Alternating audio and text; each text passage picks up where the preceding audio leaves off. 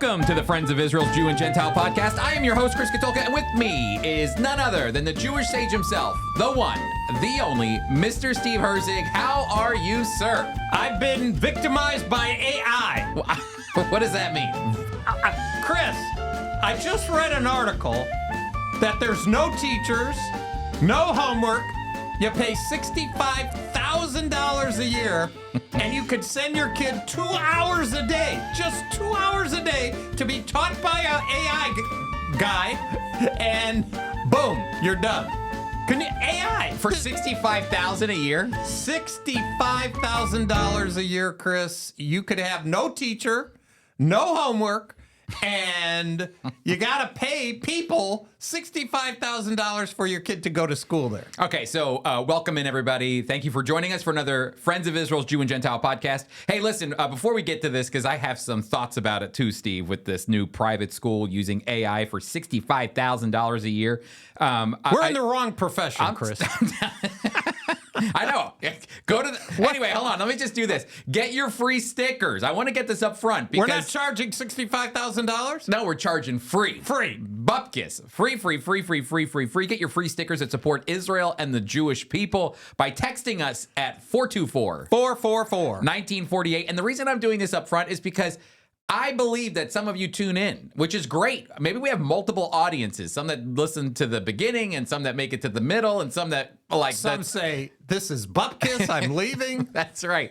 Maybe some of you, I know some of you make it to the end because you text me and you say, I made it to the end. Thank you. We should have an award for them. Stickers. 424-444-1948. The reason I'm putting this up front is because for those of you who are about to turn us off, at least get your free stickers out of it, okay? But before you turn us off, you have to hear about this AI. It's called Alpha School. Alpha School. Can I tell you, I wanted to tell you this after you sent me this article. Last night, my son, Preston, he says to me, Dad, I need to study for a test. And I'm like, hey, it's like 9 o'clock at night. Let's go. You know, what are you waiting for? So he opens it up and he goes, I don't feel like the teacher taught me any of this stuff. Classic, Steve, you know, just a classic line. And he goes, can I use your computer?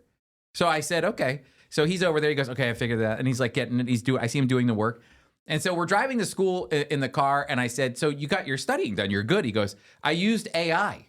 And I go, you didn't just ask AI for answers. He goes, no, I'm taking a test. I needed to know what to do. So I typed in the question in ChatGPT or AI or whatever, and it told me, and he said, please explain this to me so that I can understand it. And it explained how to do the procedure or whatever for math. And then he said, now give me 3 similar questions that I can try on my own. Boy, that's smart just to ask that question. I honestly said A+.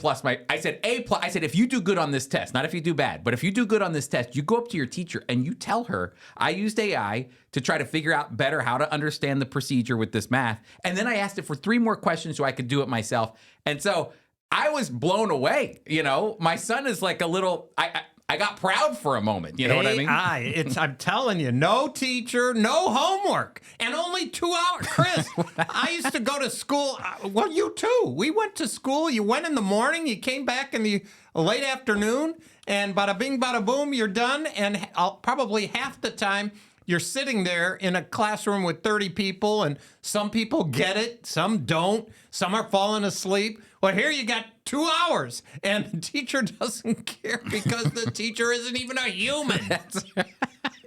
Yeah, what nurse are you going to go to? Is there like a robotic AI nurse or something? I want to know what happens with 2 parents who work. They send you kids $65,000, but they're done in 2 hours, and they got no homework. But now you have to hire a nanny.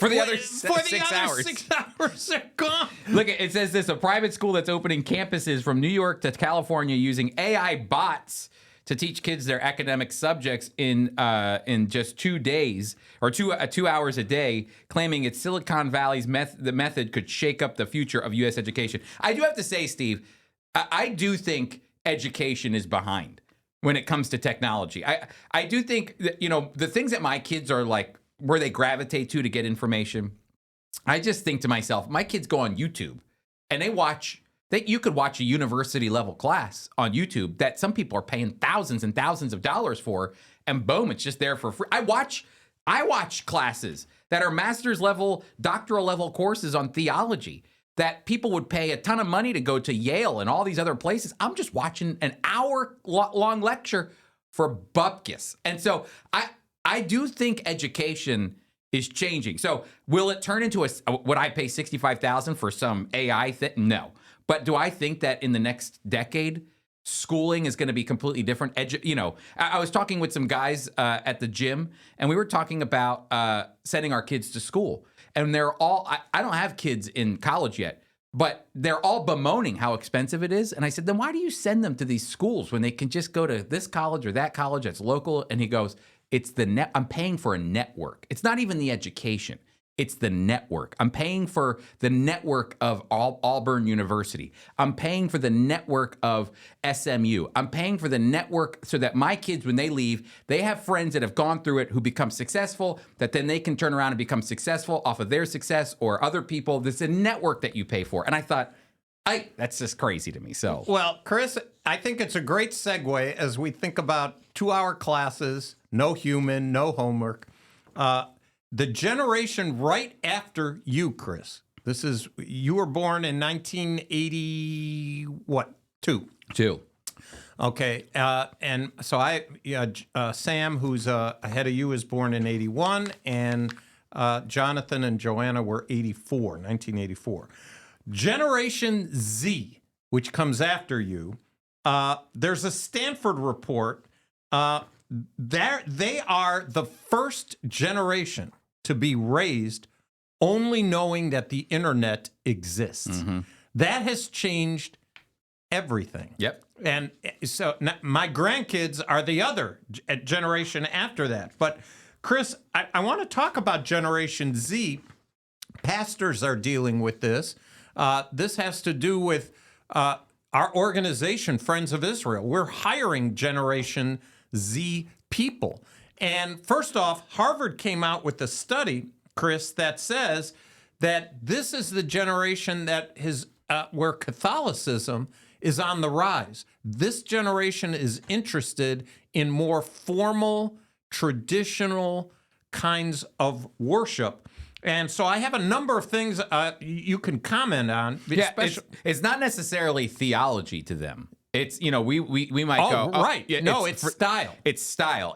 I don't want the smoke machines. I don't want the. Explain what you mean by that. Because there are certain, churches. Larger and maybe, churches. Yeah, that have like smoke machines that come out, and you feel like you're more at a concert than you are. Not all of our 7 listeners might have smoke machines. No, that's 100%. Yeah, might have organs. Maybe the young people like that. Yep. But I'm just saying, I've seen it coming even prior to this generation, where younger people are attracted to a more, like you're saying, a more formal, and even I heard a comedian say once, what's this going to church in flip-flops? Even formal to the sense of how you dress to go to church. Like there's got to be something reverent in their mind. So I'm not saying it's right or wrong. I'm just saying that's kind of the direction it's going. Well, according to some of the articles I read, a typical Generation Zer is a self-driver, cares about others, strives for a diverse community, highly collaborative.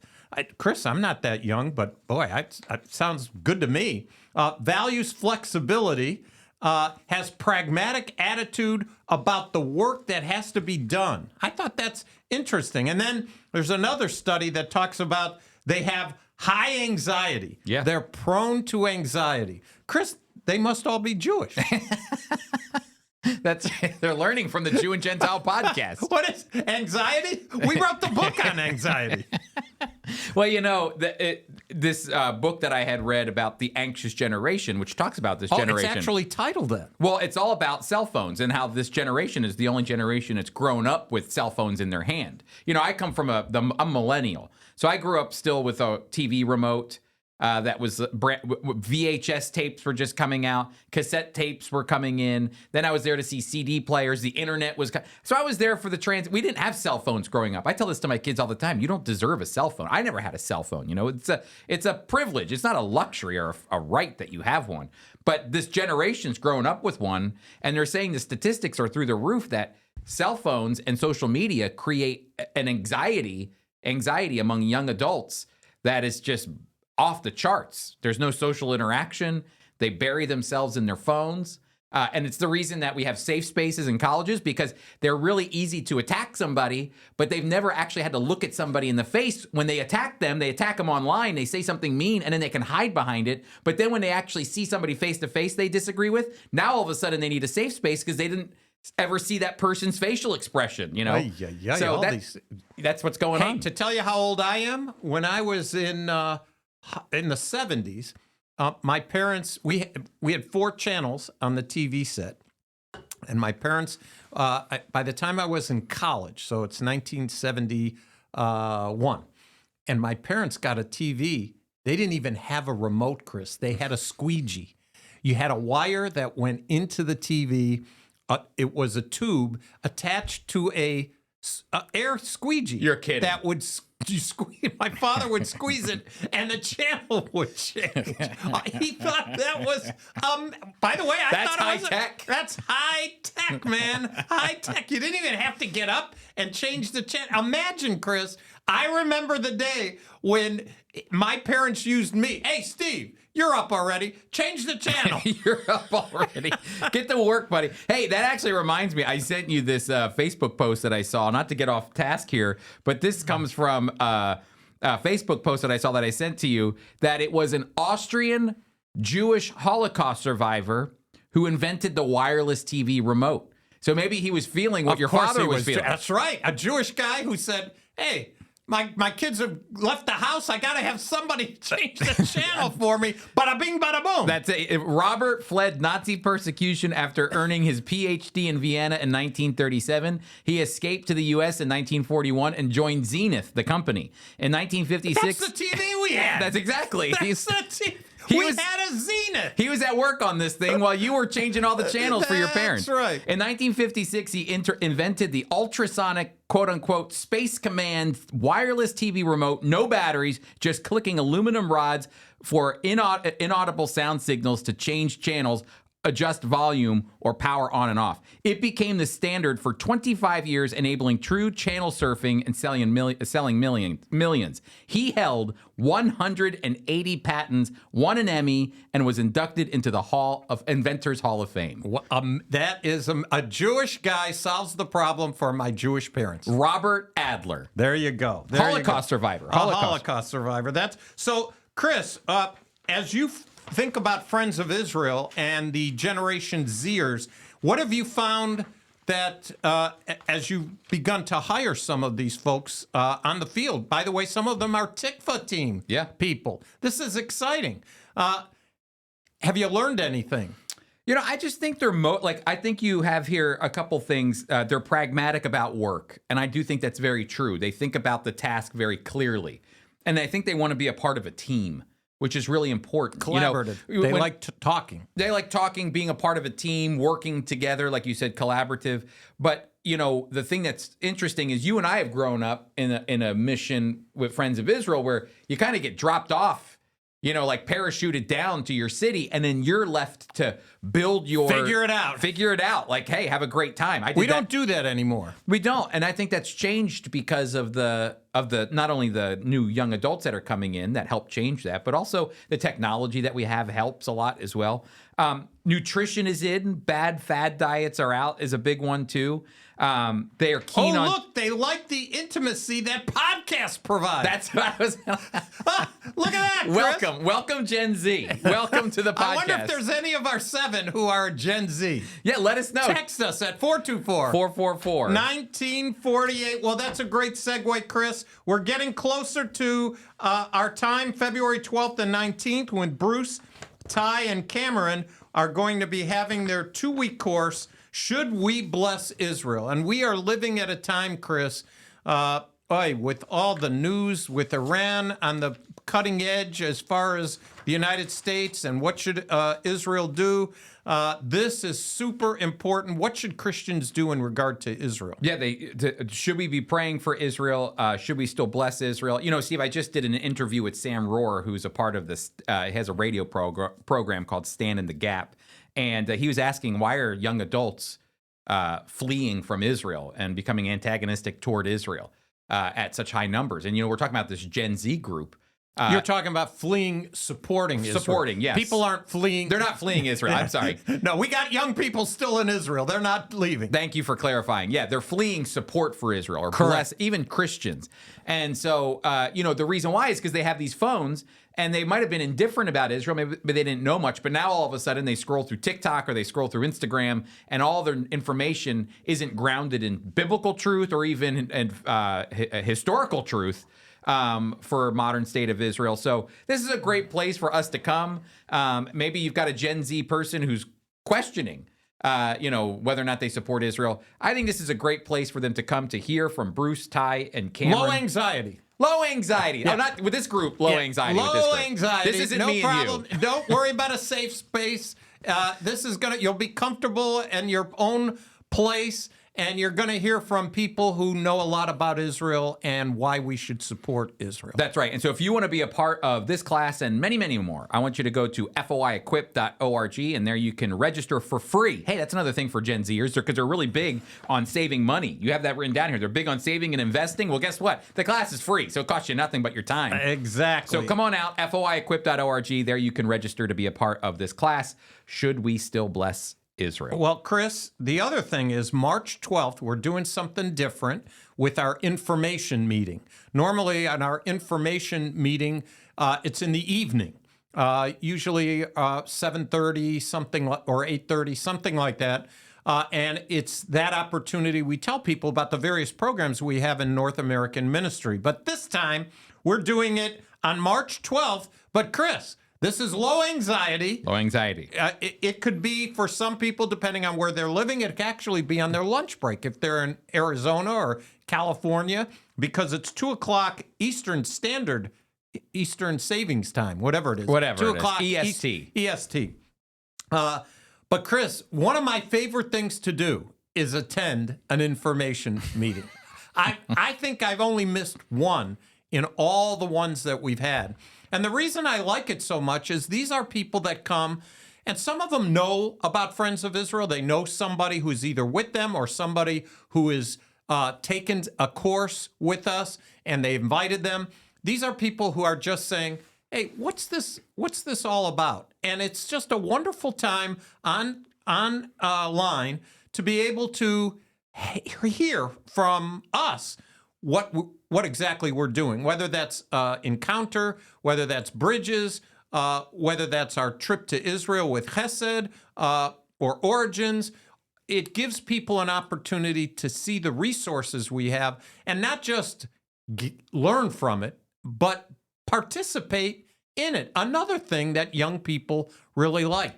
My generation is known for sitting down in a chair, being lectured to. Mm-hmm. We like that. Younger generations don't like to be lectured. They want to participate. And Chris, tell us about how people can participate and what this information meeting is going to be. Well, we're just going to connect people with ways they can get involved with Friends of Israel. If you have a heart for Israel and the Jewish people, and you want to learn how you can engage with the Jewish community that's in your neighborhood or even online, whatever it is, this is a great way for you to get trained to do that, equipped. That's why it's called FOI Equip.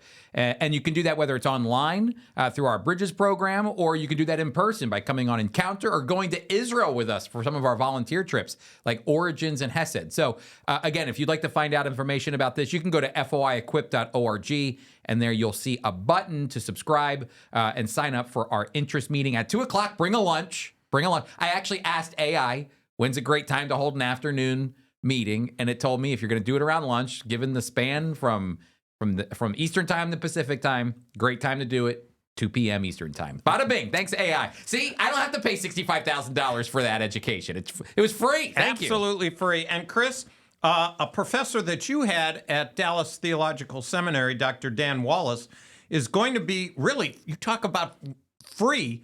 This is the kind of thing people pay students like yourself, graduate degrees, going to seminary. You pay to get lectured from a Dr. Wallace, who is an expert on the New Testament and the various manuscripts that they have. So We're offering that on March 12th. Tell us a little bit about it. Yeah, I'm gonna have Dan Wallace on here. It's gonna be a great time. Dr. Wallace is a expert in what's called textual criticism. I took his class and he put me to work.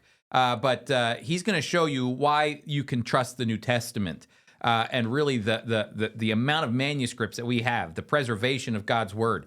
You know, we don't have the originals, Steve. The originals are gone. But I think in the words of Dr. Dan Wallace, he would say we have an embarrassment of riches, and that somewhere in there is the original. It's our duty to do the work to make sure that we get that original. Bada bing. You know, Jewish people invented scribes. It's true. Bada bing, bada boom. You let them know that, okay? The scribes, to this day, Chris, I'm not talking about the New Testament, although there are manuscripts written by Jewish people in the New Testament. I'm talking about the Older Testament text, where to this very day, in modern AI day, you'll never find an observant Jewish person who's looking for a Torah to be written by an AI person. That's true. That's unkosher. You can't do that. Unkosher. It's treif. They're not even Gentile. You can't call them goyim. You need a new name for them. I'm sure the rabbis are at work right now. What do we call these people? They can't be heretics. They're not people. Yep. So I don't know. You know, this actually raises, during the World Economic Forum, I think the new, some Israeli got up, I forget his name, and I'll have to find it. But he was saying that, you know, AI is in a position to become a religion. And the reason why is because... we've talked about this. Have we talked about this already? I've written articles about it. There's some people who think that AI is going to be involved with the Antichrist. Well, you know, the thing is that he was saying, you know, in his world of Judaism, it's a language religion, which means we're completely based off of what the written word is. Same thing with Christians. We believe in God's written word, the word of God that's written for us. Yep. So he's saying the name of AI is large language learning. It's all language. So, you know, what will be the experts of these? This is why it's very important to have these very difficult conversations. And glad, Steve, that I don't have to, you know, how much longer, you know, in the next 100 years, it'll be an interesting conversation to be having. It's not going to be that, Chris. Things move very, very fast. 100%. Very, very fast. Well, Chris, we are going through Minutia in Genesis. Talk about where we've been. Where have we gone so far in Minutia? Well, we talked about the giants in Genesis chapter 6, Chris. And we wondered, who are these people? Are they angels? Were they interfacing with the daughters of the earth here and producing Nephilim, giants?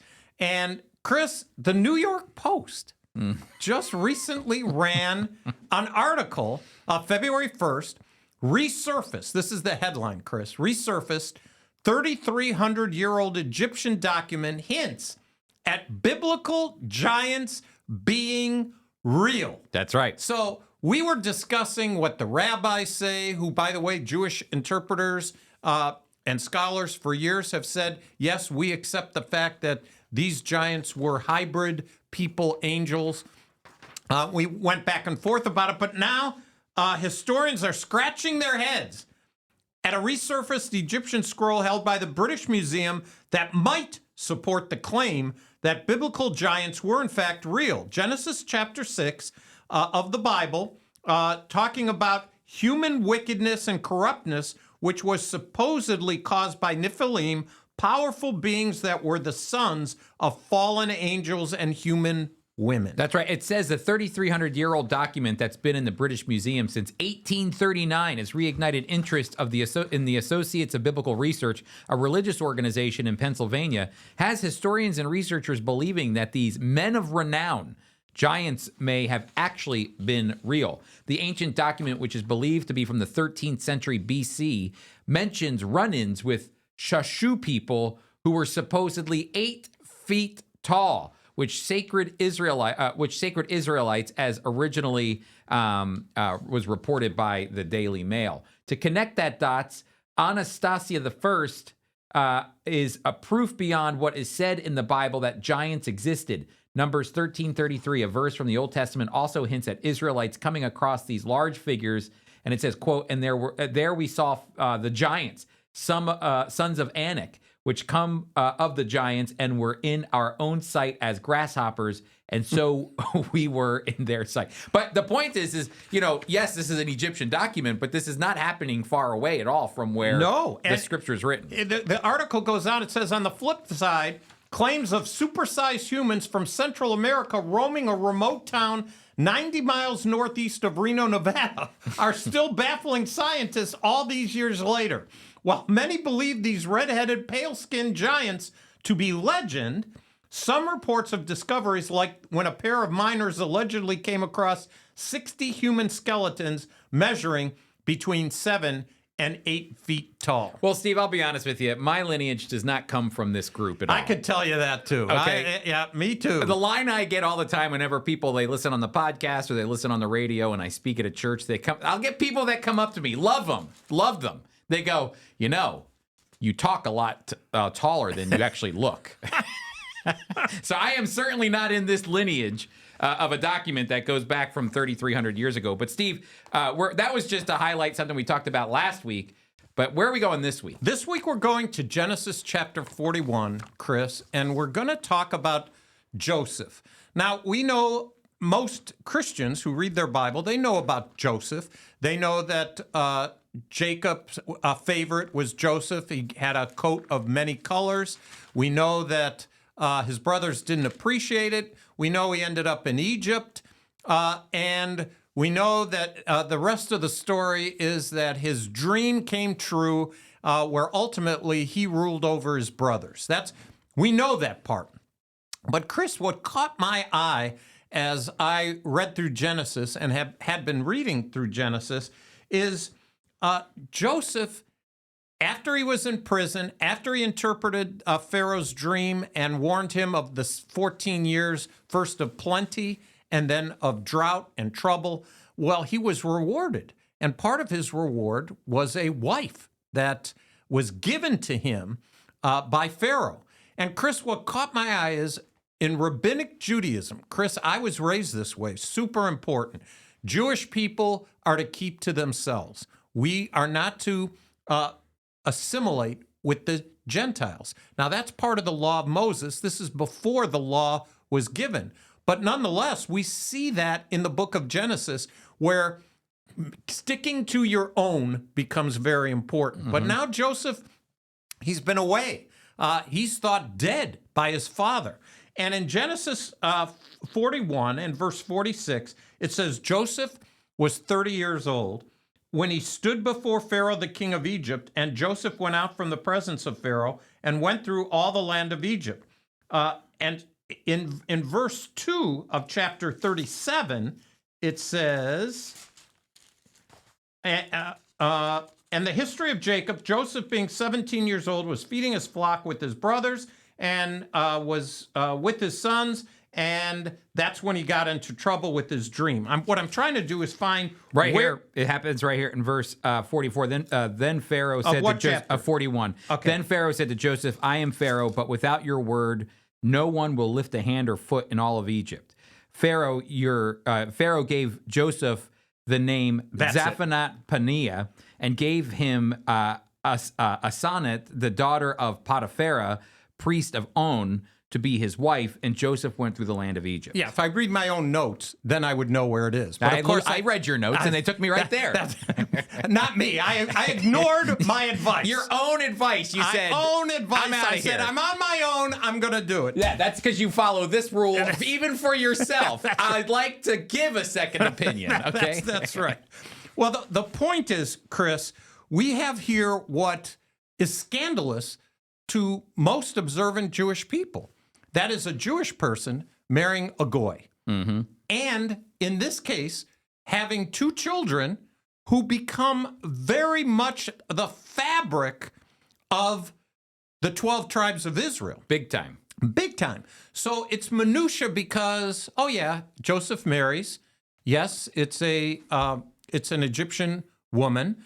And yes, it's Ephraim and Manasseh. And then you move on. But Chris, I had to ask myself, wait a minute, how does this fit in? Why did God put this in, and why did he allow it, and what are its implications? Well, Chris, when I first got saved, in 1975, I was given as a gift what we call the Scofield Reference Bible. I know you had a copy of the Scofield. Oh, yeah. Scofield was very instrumental in the school that you and I both went to, definitely years apart. I graduated Philadelphia College in 1977, before you were even born. And you went to Cairn University.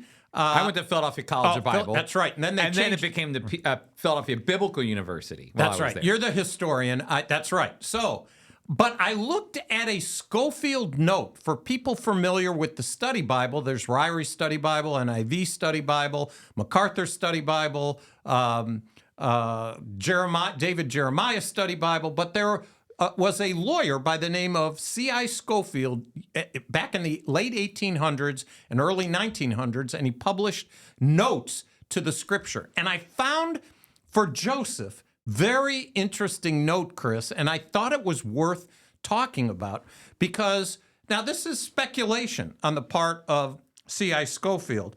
And here's what he said, and I'd like to hear your comments.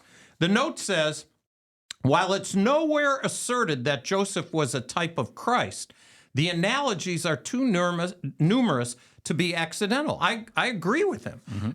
Both were special objects of the Father's love. I thought that was very interesting. Both were hated by their brethren. The superior claims of both were rejected by their brethren. The brethren of both conspired against them to slay them. And by the way, he gives scriptural evidence for each of the statements. Could we put that in the show notes? Yep. And you're saying that there's a tie between Jesus and Joseph here. That's exactly what Scofield is saying. And by the way, I agree with them. And so do the rabbis, because the Messiah, there is Messiah ben Joseph. They believe, the Orthodox Jews believe in two Messiahs, Messiah ben Joseph, the suffering Messiah, and Messiah ben David, the victorious Messiah. I do think it's interesting too that when David asks for repentance for his sin from Psalm 51, he says, in accordance with his murder and adultery, he says, I sinned against you and you alone. And if you actually read through Joseph actually says it first. But when he actually maintains his integrity and stands up and doesn't have relationships with Potiphar's wife, he says, I would sin against God and God alone. So it's almost like a picture, like even there, it's a picture. So he rejected the one woman, and now he gets married to another one. That's right, exactly. But this one he got married to. That's right. It went the right way, not the wrong. That's right. So Joseph was an intent and figure slain by his brethren, as was Christ. Each became a blessing among the Gentiles and gained a Gentile bride, as Joseph reconciled his brethren to himself and afterwards exalted them, so it will be with Christ and his Jewish brethren. Chris, I thought that was very, very interesting.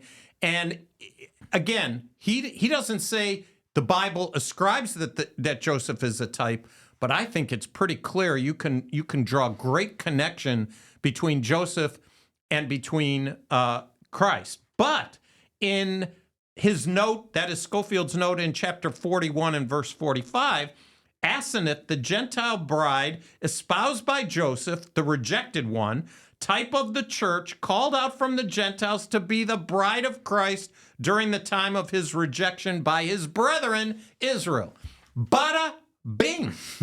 I just thought, Scofield, no wonder I like that study Bible. It's interesting too, is that it's not just, it doesn't label his wife as being a God-fearing follower. She's actually a priestess of a Egyptian god, On. So total opposite of what we should be doing. That's right. But again, becomes a part of the story of the gospel and the preservation of the Jewish people through Egypt and the fact that he gets a double portion in the land allotment, and eventually even the northern 10 tribes they kind of get blobbed in together to one name, Ephraim. And so, again, there's all that beautiful imagery that's going on there, but it shows that, there are those moments in the Old Testament where you have a Ruth moment where Boaz marries Ruth, and it becomes a part of the lineage of King David. You have those moments along the way that show that, that God was incorporating. Gentiles have always been a part of God's plan from the very beginning. It's not just simply the fact that you have Israel and the Jewish people and all these people are coming up from behind. No, God has always had a care for the entire world and would use the Jewish people to bring blessing to the entire world. So, well, I know we're going to have a class by Dr. Wallace on manuscripts, but it brings me back to the Bible is not sanitized in any way. What really happened is written down exactly the way it happened. And that's why the Holy Spirit is involved. It seems like, especially from a Jewish, I never thought about this when I was in Hebrew school. Joseph, I knew about Joseph, but I never got into the weeds about him marrying an Egyptian. We never discussed that. Yeah. And I wonder how deep, even in a message in church, I hope the pastor or speaker at a church will get into it. But here is the Jewish aspect. You got Joseph marrying a Gentile woman and becomes part of the fabric. And now as we live after the full scriptures were written, we can say, as C.I. Scofield did, look at Joseph, a type of Christ, and look at his wife, a type of the church. And it doesn't change my relationship, but it makes it sweeter. It's nuanced differently if you understand the Older Testament text as it relates to the New Testament. And Chris, doesn't it fit like a glove right over your hand? Yeah, especially on this side of Jesus' death, burial, and resurrection, and his ascension, the birth of the church. It makes more sense when you're able to look back, but I'm sure it created some confusion for people back then as well. So, there's another aspect, Chris, that I picked up from this as well. And that is, we live in a time when race is really significant. Race. Are you a person of color or not a person of color? And whiteness is brought out and blackness is brought out. The Bible doesn't emphasize different skin colors, although there were different skin colors. What it emphasizes is the nation of origin. That's different. That's different than even the. There are people, scholars, who are saying, for instance, as it relates to Hagar or Zipporah or Cush, all these names in the Bible, they actually were people of color. But the Bible doesn't emphasize that. So Moses was probably not as white as my wife is. Pasty white, Swedish German. We know Middle Eastern people have olive skin. I'm a darker person. My son, who teaches school, has actually, what does Alice call? Ethnically neutral. Yeah. Because he could be regarded as a person from India. He could be... I'm not true. I know. In fact, I went to his school where they have from India students, and they couldn't believe he wasn't Indian. But the point is that color is not emphasized in the Bible. Yeah. It doesn't matter what the color is. What matters is what country you're from. And I just found that significant. So there are some Bible scholars who say Zipporah, married to Moses, was a person of color. It doesn't say so, but if you look... Or Zipporah, Cushite, Ethiopian, mentioned in Numbers 12. Well, she could have been darker skin, but the Bible doesn't emphasize that. And I think that's interesting because we as evangelical Christians are often labeled by some people who are ignorant as racist. Yeah. Well, if you believe the Bible, you're not racist. You're global. You're global, and what nation are you from? Yeah. I just found that interesting. Another minutia in Genesis. Well, I'm going to tell you, your minutia is a very deep minutia. Okay, most minutia is what you glance over, but you're turning this into some serious minutia. Well, we do. Don't we glance over it? Yes, we do. So I just put the brakes on, and I'm raising questions as I read through it. I just say, I wonder about that. It goes contrary to what my natural inclination is as I read through the text. I tend to hurry through the text. Well, I'm glad that you put your brakes on, because that's what I want to move to with the news, Steve, because Tesla has started autonomous driving tests in Israel after Transportation Ministry's approval. This is hilarious. Okay, so Israelis don't like to use the brake. They like to use the horn. Okay? Driving in Israel is It's comedy. You need to be an athlete. You have to be hand-eye coordination is extremely important. And Chris, when I read this, Tesla to start autonomous driving, I thought they're not going to buy it, because autonomous driving, at least Tesla, I've watched a few videos on people my age who love Teslas now because of autonomous driving. You just punch it in and you don't, it even parks. It's amazing. You can summon it. You can say, come here. It'll But there's a catch to it, Chris. There's a catch. And this is why to me, it's going to be interesting. Tesla autonomous driving, at least in the United States, is following the laws on the road. Well, it will follow the laws for you. Exactly. You just sit back and you let it do. So if it says 55, you got to go 55. I can't imagine an Israeli following. Chris, you've driven, I've driven. It's like you need eyes everywhere. Boom, boom. In fact, I talked to Israelis who moved here, and they told me, because I told them, boy, driving to New York to me is a pain. It's high stress. Oh, I love this. And they said, oh, no, New York's like a vacation for us. Yeah, New York's great. We live in Israel. Driving in New York is easy compared to Israel. I've heard Israeli people tell me the people in New York City are so nice. Chris, what's it going to be like with Tesla driving Israelis? I just think that's hilarious. I'll tell you what it's going to be. The moment they start driving the speed limit and they're riding within the lines, you know what's going to happen? Boom, off. And then they're going to start going like this, you know? I just love that. All right, Steve, here's another one you got. Trump is demolishing the global order, and here's what might come next. Why don't you go ahead and take the lead on this one? Well, Chris, this is an article on foreign affairs, and it's giving different perspectives of what's called middle nations. United States is a superpower. China is a superpower. Russia is a superpower. NATO is comprised mostly of middle-like nations that they're not as powerful as economically or militarily like the United States. Mark Carney, the Prime Minister of Canada, recently got up and said some interesting words about middle powers. Middle powers. Exactly. So in this article, Chris, and we're just going to put it in the show notes, there's different writers who are forecasting what they think needs to happen in light of President Trump's aggressive global perspective. Especially what triggered all this, of course, is Greenland, Chris, because originally President Trump said, we're going to take Greenland.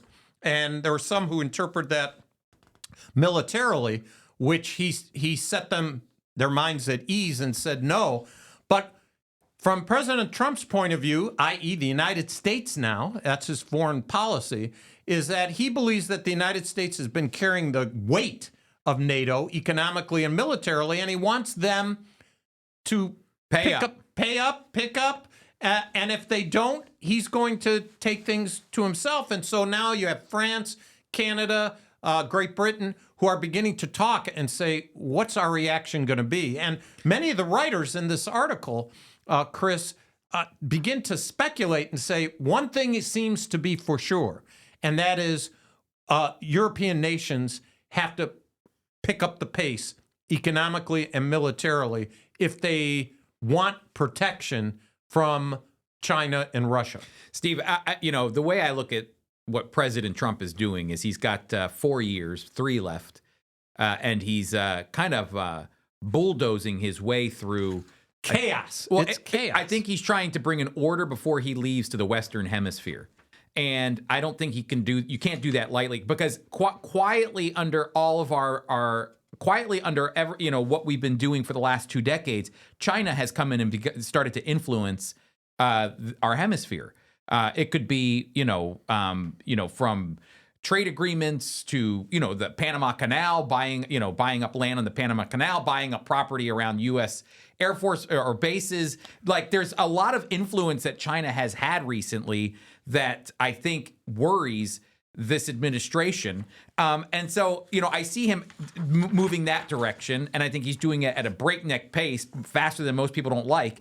But at the same time, I don't know if you saw the Board of Peace's logo. Did you see the Board of? I have not seen it. Okay, well, the Board of Peace's logo looks just like, if you don't know what the Board of Peace is, the Board of Peace is this conglomerate of nations.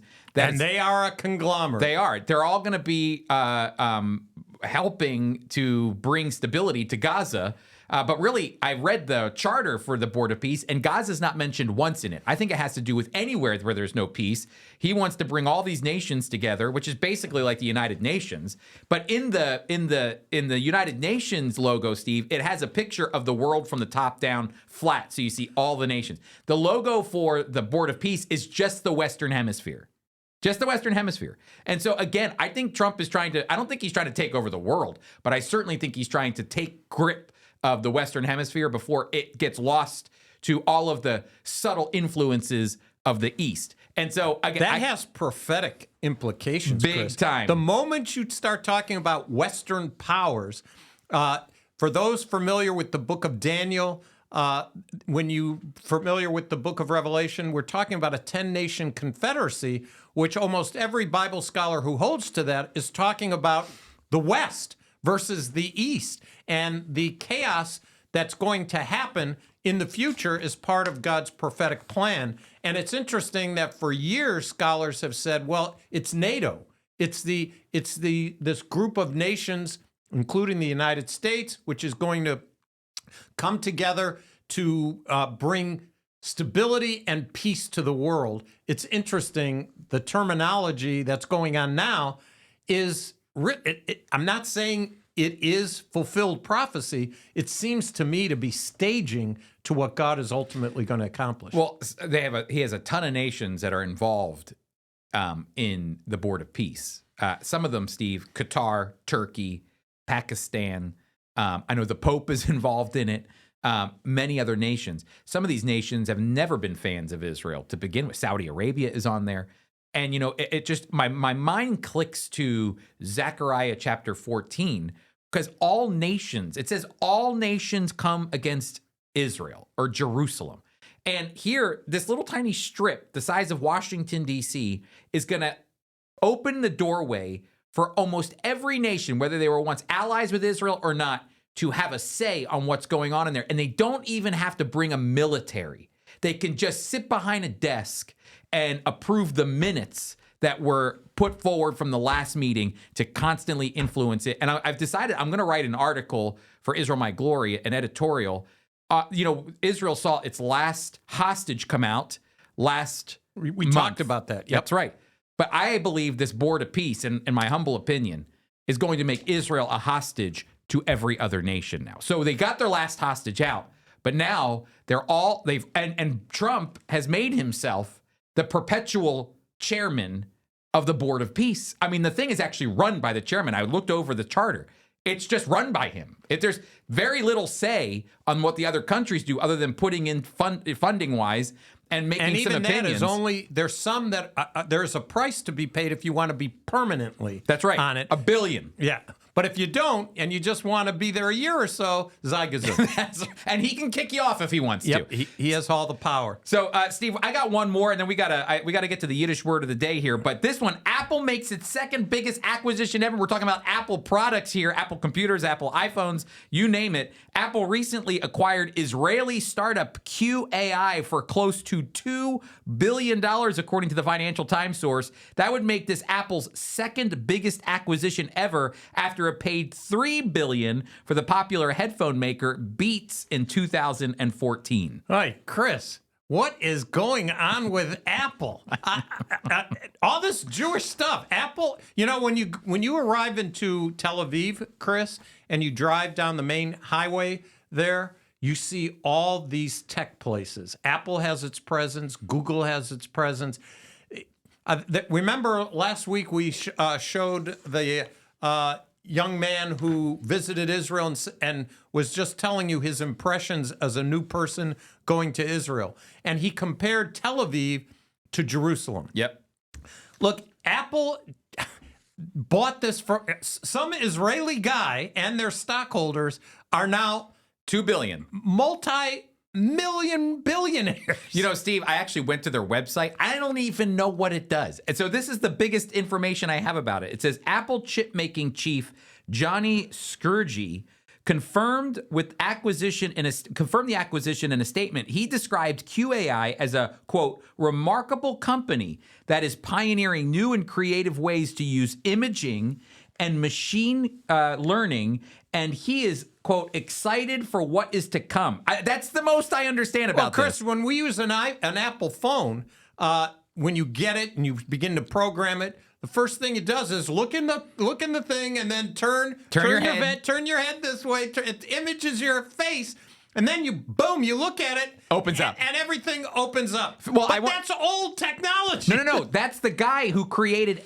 QAI is also QAI co-founder Aviad Mazel's previously founded another Israeli startup, PrimeSense, which was also acquired by Apple in 2013.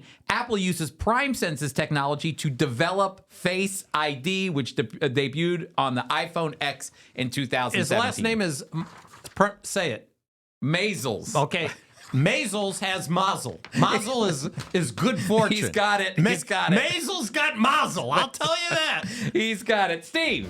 Well, Chris, I was searching for a Yiddish word of the day, and I know we've used it before. It was a long time ago, so I'm bringing it up again because when Joseph married an Egyptian woman, he married a Shiksa. A Shiksa, that's it. Shagets is a male Gentile.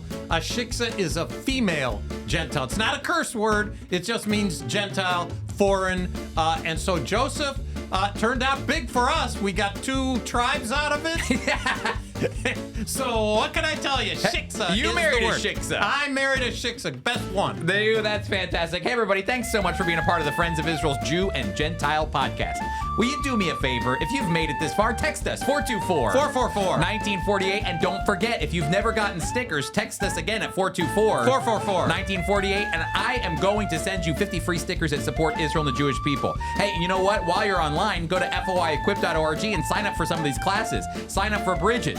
Join us on Encounter. Come to Israel with us with Hesed or Origins. Please, you have a way to participate with Friends of Israel, and we want you to be a part of it. Again, that's foiequip.org. And you know what's going to happen is we're just going to see you next week.